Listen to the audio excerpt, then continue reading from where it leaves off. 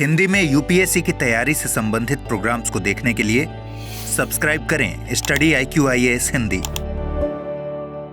Hello दोस्तों, मैं मनोज कुमार आप सभी लोगों का स्वागत करता हूं आपके अपने चैनल स्टडी IQIAS हिंदी पर।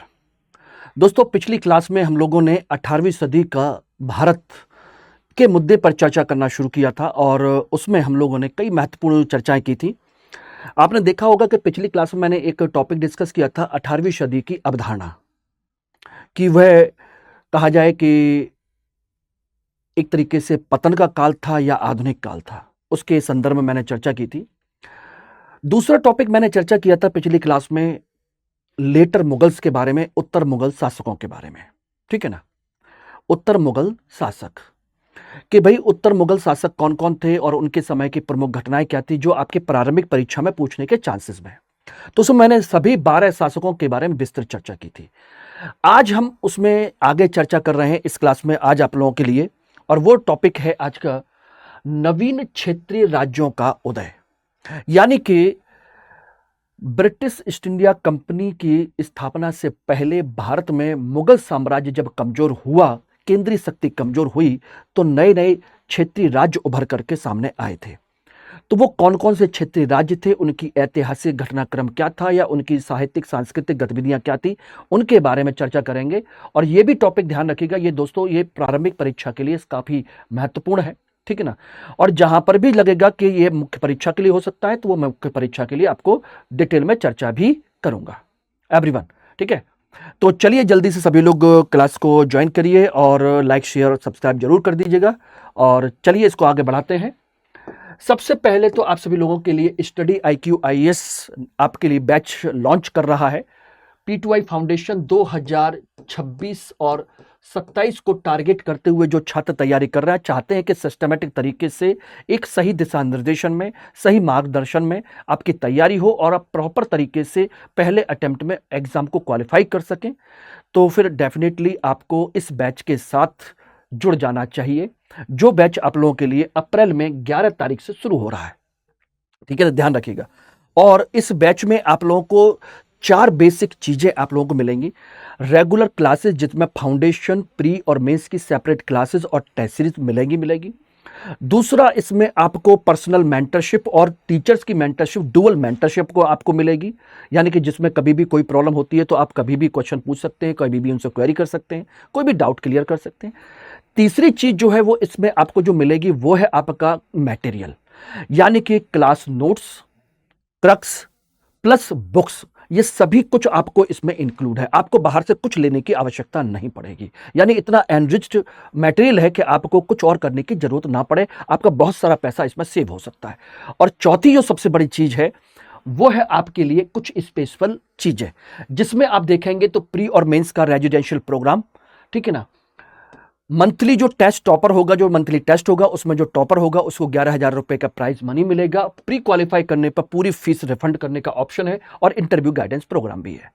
तो ये सारी चीजें आपको मिलेंगी और इसके लिए आपको 1 लाख या 1.5 लाख रुपए आपको पे नहीं करना है। घर बैठ करके MK लाइव कोड यूज करेंगे तो आपको ये सारा बैच आपको मिल जाएगा 33,999 रुपए में, डायमंड बैच। ठीक है ना, तो अगर किसी को भी बैच को ज्वाइन करना है, कुछ भी करना है, तो MK लाइव कोड लगाना मत भूलिएगा। और आपके नीचे कमेंट सेक्शन में डिस्क्रिप्शन बॉक्स दे रखा है, उसमें आप जाकर के डायरेक्ट इस बैच के बारे में जानकारी आप ले सकते हैं। ठीक है ना, MK लाइव कोड लगाना मत भूलिएगा। और अगर उसके बाद भी आप मुझसे डिस्कस करना चाहते हैं तो मुझे यहाँ पर आप कांटेक्ट कर सकते हैं, टेलीग्राम, व्हाट्सएप और मेल आईडी है मेरी, लेकिन कोड आपका ये रहा। और इस क्लास की PPT के लिए आपको ये टेलीग्राम ग्रुप ज्वाइन करना होगा, तो इस टेलीग्राम ग्रुप को फटाफट ज्वाइन कर लीजिएगा। चलिए अब हम बात करते हैं 18वीं सदी के भारत, यानी कि आधुनिक भारत का इतिहास, जो हम लोगों ने क्लास शुरू की है। तो इसमें हम लोगों ने अब तक इसकी अवधारणा, उत्तर मुगल शासक, ये हम लोग डिस्कस कर चुके हैं। इसमें एक टॉपिक आपका पिछली क्लास में रह गया था जिसे मैं आज आपको डिस्कस करूंगा, वो है मुगलों का पतन।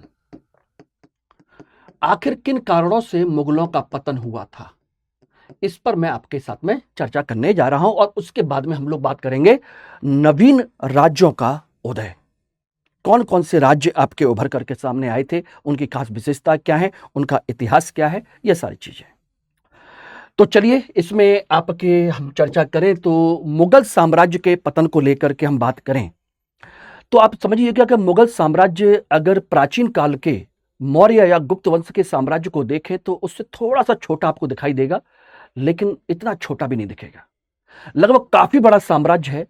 और जब कोई इतना बड़ा साम्राज्य आपके धीरे धीरे धीरे धीरे खत्म होने लगता है और जिसकी सत्ता दिल्ली के लाल किले से लेकर के दिल्ली के एयरपोर्ट तक यानी कि पालम तक रह जाए और अंत में जाकर के उसकी सत्ता केवल और केवल लाल किले के अंदर तक रह जाए, जैसा कि 1803 में ब्रिटिश ईस्ट इंडिया कंपनी ने मुगलों पर कंट्रोल कर लिए, उनको जीत करके दिल्ली पर कब्जा कर लिया और उनको केवल और केवल आपके दिल्ली के लाल किले के अंदर छोड़ दिया और कह दिया कि आज से आपके खर्च पानी की जिम्मेदारी हमारी है, हम पेंशन देंगे, उसी में आप काम चलाइए, बाकी आपकी सारी सत्ता खत्म हो चुकी है। और यह 1803 में हो गया था। ठीक है, अब बात आती है कि इतना विशाल साम्राज्य जिसकी सीमाएं अफगानिस्तान से लेकर के बांग्लादेश तक, जम्मू कश्मीर से लेकर के आपके दक्कन तक फैली हुई थी, इतना बड़ा साम्राज्य जिसके पास था, आखिर क्या कारण है कि वो सब कुछ खत्म हो गया? देखिए, ये तो शाश्वत सत्य है कि जो आगे बढ़ता है एक दिन उसका पतन तो होता है। कोई भी चीज हमेशा शाश्वत नहीं होती, यह कन्फर्म है। लेकिन साम्राज्य के कारणों को जानना तो पड़ेगा कि आखिर किसी भी साम्राज्य का पतन क्यों हुआ। तो इसमें हम देखें तो इसको बहुत सिंपल तरीके से हम लोग बांट सकते हैं।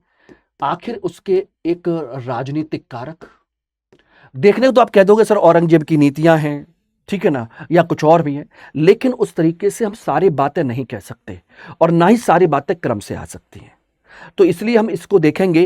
राजनीतिक कारक हो सकते हैं, आर्थिक कारक हो सकते हैं, सामाजिक सांस्कृतिक कारक हो सकते हैं, अन्य कारक हो सकते हैं। वो सभी चीजों को हम लोग एक एक करके देखने की कोशिश करते हैं। तो आपका राजनीतिक कारक में हम सबसे पहले चर्चा करें तो सबसे पहली नीति जो आप जानते हैं और समझना भी चाहते हैं वो है आपकी औरंगजेब की नीतियां। ये इसके मुख्य कारण हैं, औरंगजेब की नीतियां। और औरंगजेब की नीति कौन सी है? एक नीति है दक्कन की नीति और दूसरी है उसकी धार्मिक नीति। धार्मिक नीति दो मुख्य तौर पर नीतियां हैं। दक्कन की नीति जबरदस्ती बिना मतलब के मराठों से उलझना और जाकर के बीजापुर गोलकुंडा पर कब्जा करना, ध्यान देना, और इसकी वजह से उत्तर भारत का खाली हो जाना। कितने साल तक दक्कन में आपका औरंगजेब रहा? लगभग 20 से लेकर के 25 साल के बीच वो इतने पीरियड में, कहते हैं कि लगभग 37 साल का पीरियड था उसका जो दक्कन में उसका रहा लगभग। तो खुद सोचिए एक लंबा शासनकाल 20-25 साल अपनी मुख्य राजधानी से दूर रहना उत्तर भारत को खाली कर देता है। और जो मराठे बीजापुर गोलकुंडा आपस में कंट्रोल कर रहते थे उसमें आप डायरेक्ट बीजापुर गोलकुंडा पर कब्जा कर लेते हैं और मराठों से दुश्मनी तो हो ही गई थी। शिवाजी के बाद में छत्रपति संभाजी और उसके बाद साहू जी को अरेस्ट करने के बाद मराठे उनके खिलाफ खुल करके आ ही गए थे। जो मराठे कभी औरंगजेब और जहांगीर या शाहजहां इन सब की सेनाओं में नौकरी किया करते थे और सोचिए कि वो सब के सब छोड़ करके एक अपने स्वराज के लिए इकट्ठे हो गए तो कितना बड़ा चुनौती उन्होंने पेश किया होगा, अब आप समझ सकते हैं। दूसरी उसकी धार्मिक नीति जो कि उसकी कट्टरता की नीति थी। कारण कोई भी हो, चाहे राजनीतिक उद्देश्य रहा हो या उसका व्यक्तिगत उद्देश्य रहा हो, कुछ भी कारण रहा हो कि उसने कट्टर धार्मिक नीति को अपनाया जिसकी वजह से हिंदू और सिख, जाट ये सब उसके खिलाफ हो गए। तो ये दो मुख्य सबसे बड़े कारण हैं औरंगजेब के। दूसरा कारण है इसमें सही उत्तराधिकारी ना होना। सही उत्तराधिकारी ना होना, अयोग्य उत्तराधिकारी, ठीक है ना, ये आप समझ सकते हो। तीसरा इसी में कह सकते हो दरबारी षड्यंत्र। दरबारी षड्यंत्र, और दरबारी षड्यंत्रों में भी आप कह सकते हो तो गुटबंदी, विभिन्न प्रकार के गुटों का निर्माण। कंडीशन यह थी कि दरबार में ईरानी, तुरानी, अफगानी और हिंदुस्तानी गुट का निर्माण हो चुका था। वो अपने पसंद के मुगल जो कहा जाए कि राजकुमार हुआ करते थे उनको बना दिया करते थे। अब इसका मतलब यह हो गया था कि योग्य राजकुमार शासक बन जाएगा ये कोई जरूरी नहीं है। योग्य जो कूटनीतिज्ञ होगा, योग्य नेता होगा किसी गुट का, वो किसी को भी शासक बना सकता है। यानी कि अब शासक बनाने वाले की योग्यता पर निर्भर करता है कि वो किसको शासक बनाता है। शासक राजकुमार योग्य है या नहीं, इससे कोई फर्क नहीं पड़ता। इसकी वजह से कंडीशन ये हो गई कि राजकुमारों में आपस में संघर्ष होने लगा। एक पीढ़ी को खत्म कर दिया करते थे, जैसे औरंगजेब ने अपने भाइयों को मार दिया, ठीक है ना। उसके बाद में औरंगजेब के बेटों ने, बहादुर शाह ने, मुअज्जम ने अपने बाकी दूसरे भाइयों को मार दिया। इस तरीके से पूरे पूरे परिवार नष्ट कर दिए जाते थे आपस में, अपने सगे भाई बहन। और दूसरा कंडीशन ये होगी कि जब आपके दरबारी गुटबंदी होने लगी तो फिर आप समझ लीजिएगा कि कमजोर शासक ही चाहेगा, क्योंकि जो शासक बनाने वाला होगा वो ये नहीं चाहेगा कि योग्य शासक बने। कमजोर शासक बना रहेगा तो अपने हाथों से उसको कठपुतली की तरह चला सकता है। तो दलों की गुटबाजी होगी, दरबार में षड्यंत्र होने लगे। और इन्हीं सब चीजों की वजह से क्या कंडीशन होने लगी, जब केंद्रीय सत्ता कमजोर हो गई तो क्षेत्रीय राज्यों की महत्वाकांक्षा जगने लगी, उनका उभार होने लगा। क्षेत्रीय राज्यों की महत्वाकांक्षा, उनका उदय होने लगा। बंगाल स्वतंत्र हो गया, अवध स्वतंत्र हो गया, हैदराबाद नया राज्य बन गया। अब आप खुद सोचिए, ठीक है ना। और जब ये स्वतंत्र होने लगे तो सेना, सत्ता, पैसा सब इनके पास आ गया, मुगल शक्ति कमजोर हो गई। तो ये इसके राजनीतिक कारण हम लोग देख सकते हैं। दूसरे कारण की हम बात करें तो यहां पर देख सकते हैं, वो है आपका आर्थिक कारण। क्या है? आर्थिक कारण। आर्थिक कारण में सबसे बड़ी चीज दक्कन का संघर्ष। दक्कन का संघर्ष, इतने लंबे सालों तक दक्कन का संघर्ष चला तो आर्थिक नुकसान तो होगा ही होगा। इसकी वजह से क्या हुआ? आर्थिक संकट। आय नहीं, खर्च ज्यादा, आय कम और खर्च ज्यादा। दूसरा, इसी में आपके सोचिए, नादिर शाह और अब्दाली की लूट, अब्दाली, अहमद शाह अब्दाली की लूट, ये आपका पहले से ही संकट चल रहा है, ऊपर से नादिर शाह ये लूट करके ले गए। तो अब बताइए क्या करें। तीसरा, इसी समय आपके जागीरदारी संकट, जागीरदारी संकट खड़ा हो गया। जागीरदारी संकट और जमींदारी संकट, ये दोनों खड़े हो गए। जमींदार जो टैक्स कलेक्ट करता है, जागीरदार जो उस क्षेत्र का जागीरदार है। कंडीशन ये हो गई मुगलों के समय में कि जितनी आपके पास जागीर नहीं बची, उससे ज्यादा आप लोगों ने जागीरदारों को नियुक्त कर लिया, मनसबदारों को नियुक्त कर लिया। और इसकी वजह से आपकी आय कमजोर हो गई, यानी कर का आधार कम हो गया। कर का आधार कमजोर हो गया। कर का आधार, क्योंकि जागीरदारों को जागीर नहीं मिल रही, और कुछ दिन के लिए जागीर मिली, जैसे तिमाहा, सिसमाहा, ठीक है ना, या छमाहा जागीर मिली 3 महीने के लिए, 6 महीने के लिए जागीर मिली। अब सोचिए, मुझे जरूरत है 1 साल के खर्च की, मुझे जागीर मिल रही है केवल 6 महीने के लिए या 3 महीने के लिए, तो मैं क्या करूंगा? मैं उस जागीर से पूरे साल भर का खर्च निकालूंगा, यानी ज्यादा से ज्यादा टैक्स कलेक्ट कर लूंगा और अपना साल भर का इंतजाम करूंगा, है कि नहीं? अगला आएगा वो भी कर लेगा। अब सोचिए, अगर 2 लोगों ने 6-6 महीने के लिए एक ही जागीर को संभाला तो उन्होंने 2 परिवारों के लिए, 2 लोगों के लिए 2 साल का खर्च निकाल लिया एक तरीके से। तो किसान और अन्य जो लोग काम कर रहे हैं, उनकी कितनी इनकम होगी कि तुमको इतना सब दे देंगे, कितना लूटेंगे। और ये सब अपना इंतजाम कर रहे थे, राज्य का इंतजाम नहीं कर रहे थे। तो ऐसे में आपके पास आय है नहीं। दक्कन में लड़ने चले गए आप, लड़ने सभी, बीजापुर, गोलकुंडा, मराठों से लड़ने के लिए, खर्च वहां पूरा बढ़ ही रहा है। अब ऐसे में बताइए क्या करेंगे? तो अर्थव्यवस्था पूरी तरह पतनशील हो गई, और रही बची अहमद शाह अब्दाली और नादिर शाह लूट करके ले गए, दिल्ली पर कब्जा किया, ठीक है ना। ये आपकी आ गई। तीसरा, हम इसके संदर्भ में और हम कह सकते हैं, तीसरा इसके संदर्भ में एक और कारण हम कह सकते हैं, सामाजिक सांस्कृतिक, सामाजिक सांस्कृतिक कारक। क्या इसका कोई सामाजिक सांस्कृतिक कारक भी था इसके पतन का? एब्सोल्युटली होगा, ठीक है ना। सबसे बड़ी चीज है धार्मिक नीति। धार्मिक नीति स्पेशली औरंगजेब की, तो इसमें सोचिए मंदिर वगैरह तोड़े गए, मंदिर तोड़े, सारी चीजें की, जजिया कर लगाया, जजिया कर लगाया, और इन सब की वजह से पूरा का पूरा हिंदू समुदाय नाराज। आपका साथ कैसे देगा? वो क्यों ना मराठों को अपना सहयोग दे, क्यों ना वो राजपूतों को अपना सहयोग दे, क्यों ना बुंदेलाओं को अपना सहयोग दे। तो ये सारी चीजें हुई। ऊपर से आपका एक चीज और भी थी इसके अंतर्गत, कला संस्कृति। कला संस्कृति, जब आपके पास पैसा नहीं है तो आप सोचिएगा, कला संस्कृति के जो कलाकार हैं, कलाकार वो कहां चले गए? क्षेत्रीय राज्यों में चले गए। अब क्षेत्रीय राज्यों में गए तो इनका जो प्रमुख केंद्र हैं वो आपके बिल्कुल कैसे होने लगे? कमजोर होने लगे।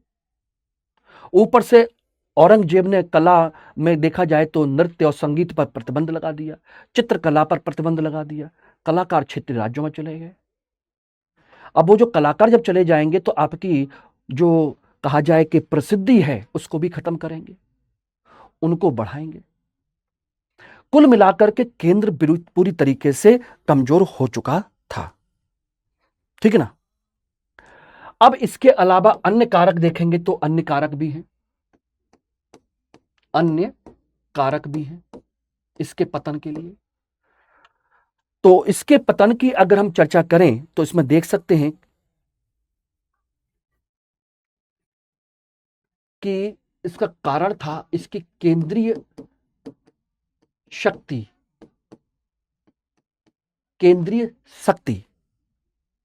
वाला साम्राज्य होना,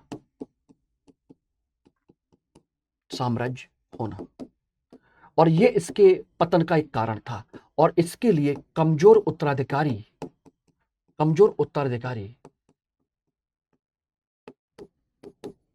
नहीं संभाल पाए।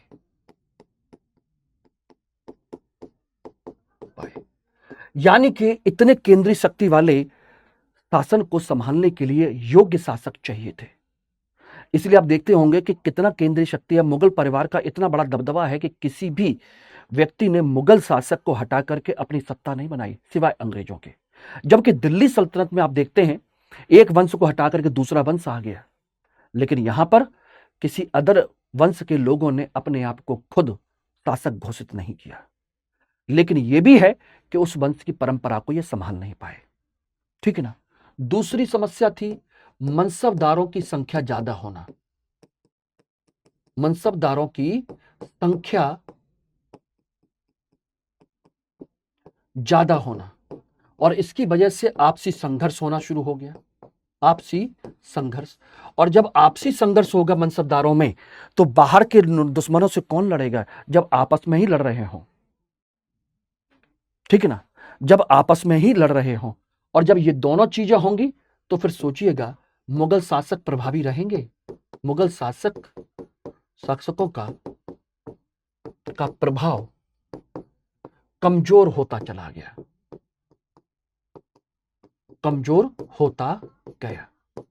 ये इनके कारण हैं मुगल शासकों के पतन के। अब इनको आप सिस्टमेटिक तरीके से एक क्रम में आराम से इनको तैयार कर सकते हो, आराम से याद कर सकते हो। कुछ और करने की इसमें आवश्यकता आपको नहीं है। अब इसके लिए आप औरंगजेब को जिम्मेदार ठहराओ या फिर आप अकबर को भी कह सकते हो कि अकबर ने इतना केंद्र शक्तिशाली व्यवस्था क्यों बनाई, इतनी केंद्रीय शक्ति क्यों बनाई, या उसने इतनी मनसबदारी व्यवस्था क्यों बनाई? भाई उसने तो अच्छे के लिए बनाई थी। अब आप ही अयोग्य निकलोगे तो उसमें वो कोई क्या कर सकता है? सेम उसी तरीके से जैसे अशोक ने प्राचीन काल में एक धम्म की नीति बनाई थी, एक साम्राज्य को मजबूत बनाए रखने के लिए, एकता बनाए रखने के लिए, लेकिन उस धम्म नीति का सही ढंग से पालन उसके उत्तराधिकारी ना कर पाए तो उसके लिए अशोक जिम्मेदार नहीं है। अशोक ने तो बहुत दूर से सोचते हुए एक ऐसी शक्ति बनाई थी कि अगर शासक कमजोर भी हो लेकिन वो धम्म की नीति को चलाता रहे तो साम्राज्य को अच्छे से चला सकता है। लेकिन शासक ही कमजोर निकले तो क्या करोगे? सेम अकबर ने भी इसी तरह से शासन बनाया था कि जिसमें सभी लोग मिलजुल करके प्रेम पूर्वक शासन को चलाएंगे। शासक कितना भी अच्छा हो, कितना भी कमजोर हो, तब भी कोई फर्क नहीं पड़ेगा, कर सकते हैं। ठीक है ना? तो ये सारी चीजें आपकी देखी गई थी, अब आप समझ लीजिएगा। तो ये एक मुख्य कारण था। ठीक है ना? ध्यान रखिएगा। अब बात आती है क्षेत्रीय राज्यों का उदय। दो चीजें हैं क्षेत्रीय राज्यों के उदय के कारण, और उनके प्रमुख क्षेत्रीय राज्य कौन कौन से हैं, क्या क्या चीजें हैं। तो देखेंगे तो इस पीरियड में 18वीं सदी में जिस समय मुगलों का पतन हो रहा था, उस समय पर तीन तरह के राज्य आपके उभर करके सामने आए थे। एक उत्तराधिकारी राज्य, दूसरे विद्रोही राज्य, तीसरे स्वतंत्र राज्य। ठीक है ना? ये सब आपके उभर करके सामने आए थे। अब इनमें से हम एक एक करके हम देखते हैं कि आखिर क्या कारण है, किस तरीके से कारण है, उनको भी हम समझने की कोशिश करेंगे, और इन राज्यों के बारे में भी एक एक करके विस्तृत चर्चा करने की कोशिश करते हैं। ठीक है ना? तो सबसे पहले हम लोग बात करते हैं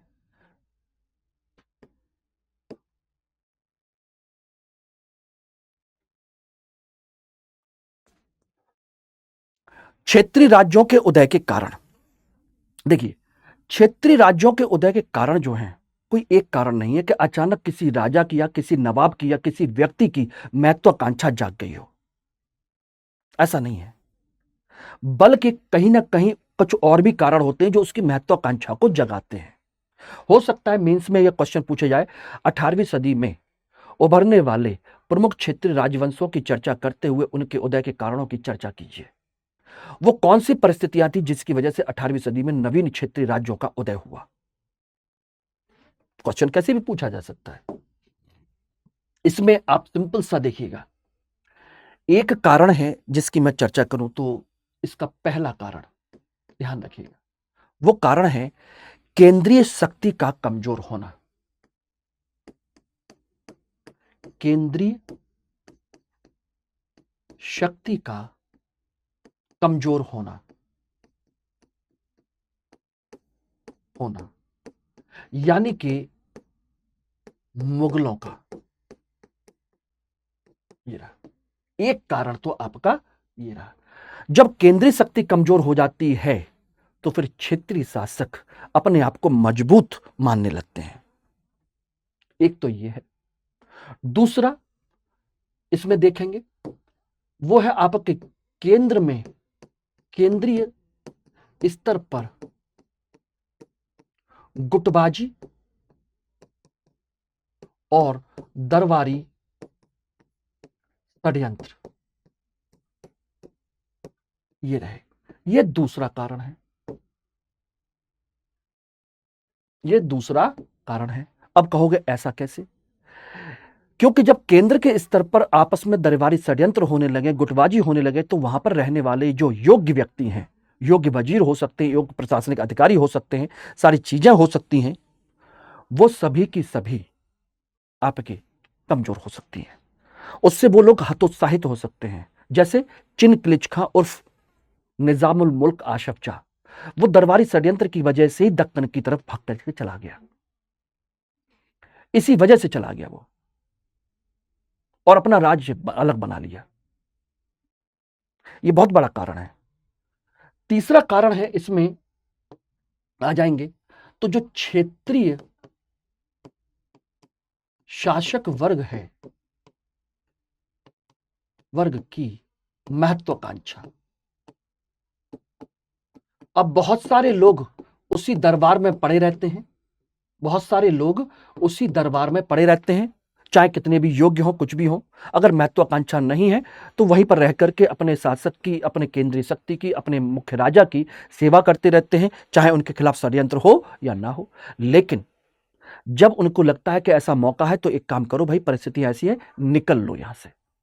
निजामुल मुल्क आसफ जाह, या कह लीजिए मुर्शिद कुली खां, या शहादत खां अवध, मुर्शिद कुली खां बंगाल, तो ये लोग क्या है, उनके साथ में रहते हुए भी अपने आप को अलग कर लिए।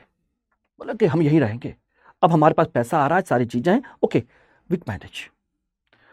अब वो वहां पर भी नहीं जाते, अगर उनको एक सुविधा ना मिलती तो। क्या सुविधा? बोले कि एक समस्या और एक अच्छी स्थिति और थी, राज्यों की आर्थिक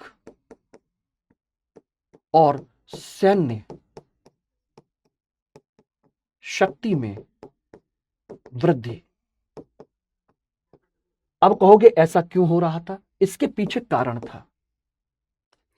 इस समय आपके यूरोपीय कंपनियां व्यापार करने के लिए आ रही थी, तो स्वाभाविक सी बात है, जो क्षेत्रीय राज्य हैं उनके शहरों में इन व्यापारिक कंपनियों की फैक्ट्रियां खुली, तो उनको अच्छा खासा राजस्व मिलने लगा। और व्यापार प्रारंभ में 18वीं सदी में, मैंने आपको पिछली क्लास में अवधारणा वाली क्लास में बताया था कि व्यापार का प्रारंभ में जो लाभ मिल रहा था वो किसको मिल रहा था? राज्यों को, भारत को मिल रहा था। तो वहां अच्छा खासा पैसा भी आ रहा था, सोना चांदी आ रहा था, जिसकी वजह से राज्य मजबूत हो रहे थे और केंद्र कमजोर। तो ऐसे में इस पैसे को देख करके या इसकी सैनिक शक्ति को देख करके, उसकी मजबूत स्थिति को देख करके किसी भी व्यक्ति की महत्वाकांक्षा जाग सकती है, और वो हुआ भी। ये आपके 4 प्रमुख कारण हैं, ठीक है ना। और 5वां कारण हम कह सकते हैं, तो अलग से एक आप बनाना चाहो तो बना सकते हो, केंद्र की अस्थिरता। केंद्र की अस्थिरता यानी केंद्र में कुछ भी स्थिर नहीं था। ये रहा केंद्र की, ना तो राजनीतिक स्थिति स्थिर थी, ना आर्थिक स्थिति, ना सामाजिक सांस्कृतिक स्थिति, यानी कोई भी स्थिति उनकी स्थिर नहीं थी। इसलिए किसी को भी उस केंद्र में अपना भविष्य दिखाई नहीं दिया। और यही कारण है कि इन्होंने अपने इन सारी चीजों को अपने क्षेत्रीय राज्यों में क्षेत्रीय शासक के तौर पर मजबूत कर लिया, और इस तरीके से ये आपके राज्य उभर करके सामने आए थे। Everyone, is that clear? समझ में आ गया? ये आप सारी चीजें देख सकते हैं। अब यहां पर देखा जाए तो कौन कौन से राज्य उभर के आए, तो सबसे पहले उभर करके सामने आए थे आपके उत्तराधिकारी राज्य, जिनके बारे में हम लोग चर्चा करेंगे, ठीक है ना। उत्तराधिकारी राज्य, इनकी खास विशेषता क्या है? इन राज्यों का जो निर्माण है, निर्माण या गठन मुगल गवर्नरों ने ही किया है। मुगल गवर्नरों ने किया, इसलिए उत्तराधिकारी कहलाते हैं, ठीक है ना। इनका गठन। दूसरा, इन्होंने केंद्र से संबंध विच्छेद नहीं किए, यानी कि उन्होंने केंद्र से, यानी कि मुगल शासक से, मुगल सत्ता से अपने आप को अलग नहीं किया, उनके अपने आप को अधीनस्थ ही माना, यानी कि मुगलों की संप्रभुता को चुनौती नहीं दी। मुगलों की संप्रभुता को चुनौती नहीं दी, उन्होंने कोई चुनौती नहीं दी। अपने आप कहते रहे कि भाई नाम आपका ही है, सारी चीजें, मैं तो एक प्रांत का गवर्नर हूं, लेकिन आपका इंटरफियर मेरे शासन में नहीं होना चाहिए, मैं आपको टैक्स देता रहूंगा, आप वहां खुश रहिए, आपके मोटे मोटे आदेश का मैं पालन करता रहूंगा, लेकिन इससे ज्यादा नहीं। यह हमारी स्थिति है, ठीक है ना। यानी कि एक प्रकार से अपना प्रशासन में, अपने प्रशासन में वह स्वायत्त थे, यानी कि नाम मात्र के लिए मुगलों को मानते थे, बाकी सब कुछ उनकी अपनी स्थिति थी। और ये देख सकते हैं, हैदराबाद का गठन किसने किया? निजाम ने, निजामुल मुल्क आसफ जहां ने। बंगाल का मुर्शिद कुली खान ने, मुर्शिद कुली खान। और इसका अवध का सआदत खान। और इनके बारे में डिटेल हम लोग अलग से पढ़ेंगे, एक सेपरेट क्लास लेंगे, जिसमें इन सब के एक एक करके सभी के अंदर के इतिहास को भी समझने की कोशिश करेंगे कि क्या क्या है, ठीक है ना। ध्यान रखिएगा। दूसरे कौन है? दूसरे हैं विद्रोही राज्य, जैसे मराठा, सिख, जाट, रोहिलखंड। ये कौन है? इनकी स्थापना मुगलों के खिलाफ, मुगलों के खिलाफ रहकर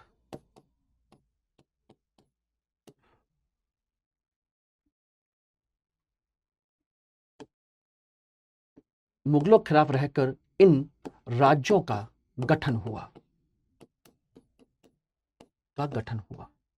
जिसमें मराठा के देखेंगे शिवाजी महाराज, संभाजी, शाहू जी, राजा राम, ये सब उसके बाद पेशवा, ये सब के सब मुगलों के खिलाफ ही रहे। ठीक है ना। सिख गुरु गोविंद सिंह के बाद बंदा बहादुर और उसके बाद राजा रंजीत सिंह वगैरह सब, जाट चूड़ामन, बदन सिंह, गोकुला और ये सब, सूरजमल, ये सब के सब, या आपके रुहेलखंड के बंगस पठान, ये सब एक स्वतंत्र और विद्रोही प्रवृत्ति के लोग थे जिन्होंने अपना राज्य बनाया मुगलों के खिलाफ, मुगलों के नीचे रह करके, मुगलों के बिल्कुल नीचे रह करके मुगलों के खिलाफ बनाया। ठीक है ना। और ये स्वतंत्र राज्य है, इनका मुगलों से कोई लेना देना नहीं था। ठीक है ना। ये कैसे हुए थे? ये इनका निर्माण हुआ था मुगलों की सत्ता कमजोर होने पर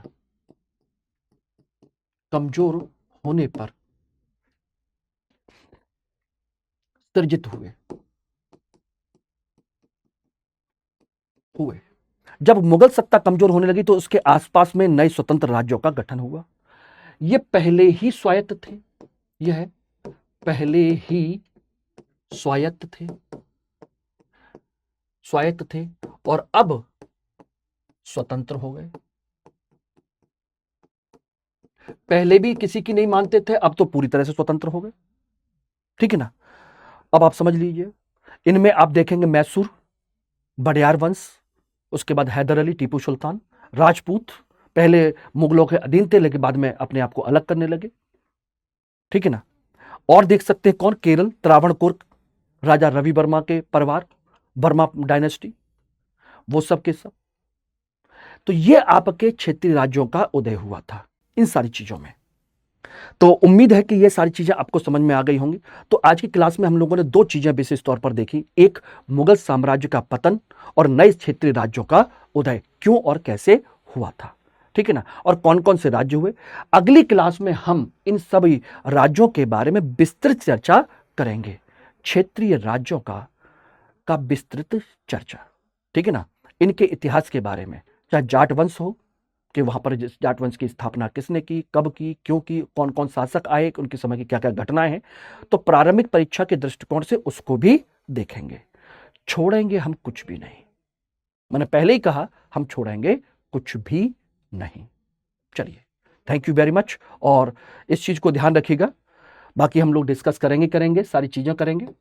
और आप लोग अगर मेरे क्लास में इतिहास वैकल्पिक विषय को ज्वाइन करना चाहते हैं तो अभी आप लोगों के पास में 15 अप्रैल तक का टाइम है। इस बैच में आप ज्वाइन कर सकते हैं 15 अप्रैल तक। आप लोग अगर चाहते हैं प्रॉपर आईएएस बने और 300 प्लस ऑप्शनल में नंबर आए तो डेफिनेटली इतिहास वैकल्पिक विषय आपके ये सपने को पूरा करने में सक्षम है। बहुत आसानी से, बहुत कहानी के तौर पर इसको आप पढ़ सकते हैं, समझ सकते हैं, कर सकते हैं। इसमें आपके सब कंप्लीट पैकेज आपके लिए अवेलेबल है। बस आपको कोड लगाना है और 14,999 रुपए में इस बैच को ज्वाइन कर लेना है। ठीक है। चलिए, thank you very much. Hindi में यूपीएससी की तैयारी से संबंधित प्रोग्राम्स को देखने के लिए सब्सक्राइब करें स्टडी IQ IAS हिंदी।